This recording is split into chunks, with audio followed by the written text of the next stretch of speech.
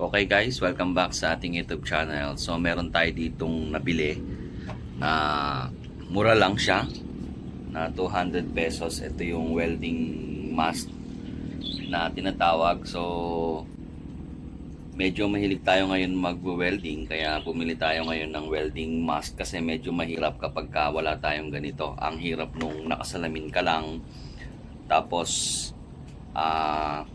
masakit sa mata, tapos magluluha-luha ka after mag-welding, tsaka hindi mo ganong makita yung wini-welding mo. So kaya napabili tayo ngayon nitong ating welding mask.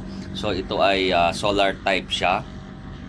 Kapag nag-weld na tayo, automatic siyang dumidilim, pero maliwanag lang siya. Tapos kapag nag-spark na yung welding rod natin, tsaka bigla siyang didilim.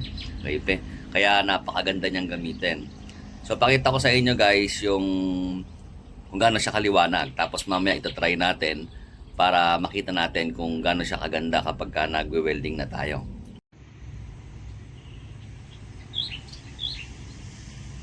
Ito guys yung kanyang itsura.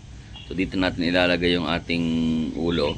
Tapos meron siyang adjustan dito sa may side at saka dito sa may likod. Depende sa size ng ulo natin. Ayan, pwede natin siyang i-adjust. Ayan.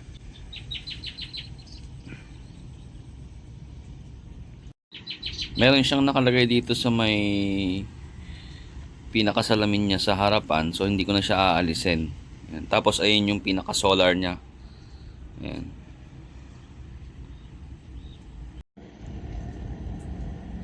Ganyan siya kalinaw guys. Ayan. Kung ikukumpara natin to sa ibang mga helmet or ibang protective gear natin sa mga mata when it comes to welding, hindi ganito kalinaw. Ito guys, napakalinaw niya. Tapos kapag nag-weld tayo, automatic siyang didilim. So may iba't ibang klase kasi nito guys na helmet. Meron yung hindi siya solar type. So mas maganda yung bilhin natin yung solar type siya instead dun sa may battery type. Yun. Kasi kapag ka naka solar type ka, hindi ka na mag-charge or hindi ka na magpapalit ng battery. Ito kasing si solar type, so yung sa spark pa lang nung welding, nagcha-charge na siya. So ayun guys, susubukan nating i-test or i-try itong ating welding mask na to. Ayan. Papakita ko sa inyo kung paano siyang dumidilim kapag nag-spark na yung welding rod. So guys, eto na siya. Kita nyo naman, napakaliwanag niya, no? So, ganyan siya,